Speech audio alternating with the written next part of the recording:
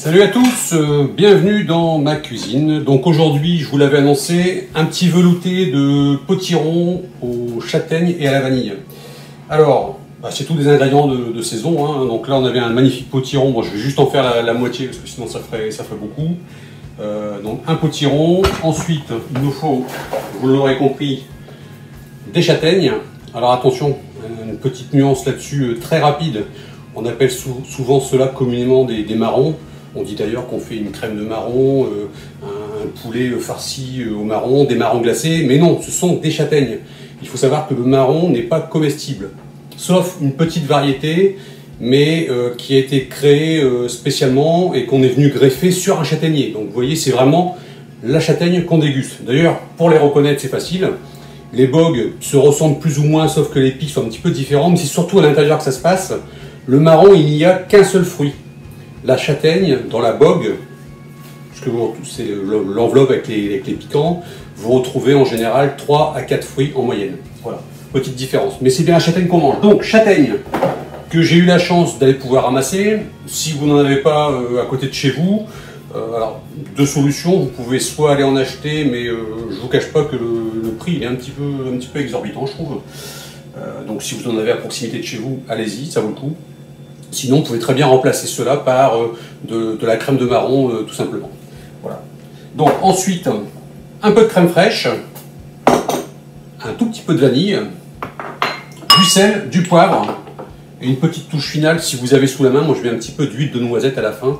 Ça vient encore relever un petit peu le potage. Donc, première étape, on va commencer par prendre les châtaignes. Donc là, tout dépend le morceau de potiron que vous avez à cuire, à cuisiner, et tout dépend comment vous voulez plus ou moins relever. Aujourd'hui, je vais prendre l'équivalent pour ce morceau. Vous voyez, c'est un demi potiron, bon, qui est déjà de taille convenable. Hein. On va prendre une 20 à 25 châtaignes, on va dire. Donc on va les entailler avec un couteau, pour ceux qui n'ont jamais fait. Donc vous prenez le couteau, vous entaillez la châtaigne, vous mettez les châtaignes dans une casserole, on va faire frémir de l'eau, et on va laisser cuire pendant une demi-heure. Alors ça, c'est la partie la plus longue, la plus fastidieuse, on va dire, de la recette. C'est qu'ensuite, une fois que ce sera cuit, donc au bout d'une demi-heure, attention à ne pas vous brûler, vous en sortez quelques-unes au fur et à mesure. Moi, je fais par 5-6 à la fois, et les autres, je les laisse dans l'eau. Donc pendant ce temps-là, retirer du gaz bien sûr, hein. Pendant ce temps-là, elle continue de gonfler un petit peu. Et ensuite, on va venir les éplucher. Donc la première partie, elle est facile à retirer. La seconde, la peau la plus fine qui est à l'intérieur, c'est un petit peu plus délicat. Mais il faut essayer d'enlever le maximum possible, sinon vous allez retrouver des petits morceaux dans la soupe et c'est pas forcément très agréable. Voilà, donc là, ça c'est pour la cuisson. Donc ça va partir sur le feu. Et puis, pendant que ça cuit, on prépare le potiron. Donc là, le potiron, c'est assez simple. On va le découper en plusieurs morceaux. On va venir retirer tout ce qui est à l'intérieur, donc toute la partie graine que vous voyez ici et la partie filandreuse. Et ensuite, on va venir éplucher. Alors, c'est un peu plus... ça s'épluche plus facilement, on va dire, que le butternut, qu'on avait vu la dernière fois pour l'autre potage. Mais ça reste quand même une peau assez épaisse. Alors, attention aux coupures. Bon écoutez, je vous propose de nous retrouver dans quelques instants, le temps de faire la découpe du potiron, et puis nos châtaignes seront cuites. Allez, à tout de suite. Voilà, donc je suis en train de terminer le dernier morceau de potiron. Que j'ai découpé en morceaux, en petits morceaux comme ceci, vous voyez à peu près. Que je mets dans un faitout. Alors, on va recouvrir d'eau notre faitout. Je vais venir y rajouter un peu de bouillon de poule, comme ceci. Et une fois que votre eau va frémir, vous laissez une vingtaine de minutes à peu près. Le potiron cuit assez vite. Et pendant que ça va cuire, et ben vous allez avoir tout le temps, presque, vous allez voir, c'est quand même du travail de retirer la peau des châtaignes. Bon, moi, je me suis un petit peu avancé, vous voyez, en quantité, ça nous donne ceci. Je ne sais pas si vous voyez bien. Voilà. Donc, normalement, il n'y a plus de peau dessus. On a vraiment le fruit qui est comme ceci. Vous devez obtenir cela. D'accord? Voilà. Donc là, on va mettre à cuire le potiron et on se retrouve dans quelques instants. À tout de suite.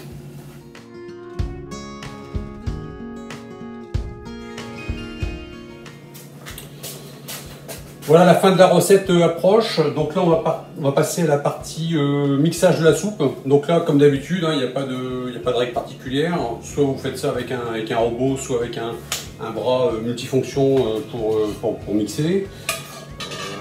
Voilà. S'il vous reste un petit peu de jus de cuisson, ne le jetez pas tout de suite, gardez-le. On va mixer et on va voir la consistance que ça va prendre. Parce que maintenant qu'on a mis le potiron avec un peu de jus juste couvert, on va venir y rajouter nos châtaignes, donc ça risque d'épaissir un petit peu, mais vaut mieux y aller au fur et à mesure. Donc on va déjà mixer cette partie là tout simplement, et ensuite on verra la consistance et on viendra rajouter un petit peu de jus. On y met également tout de suite notre vanille en poudre.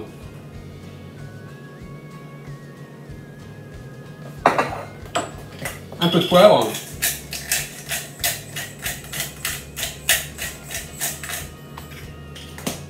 un peu de sel,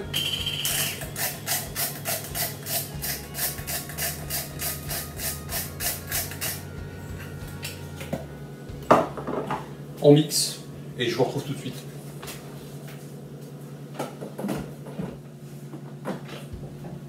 Alors verdict.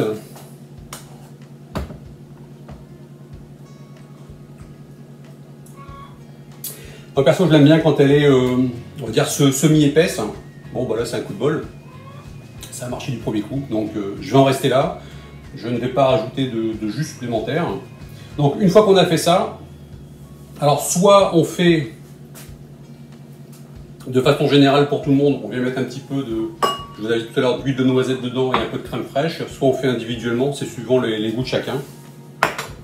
Pour ma part, je vais le faire de façon individuelle. Vous mettez un petit peu de soupe comme ceci.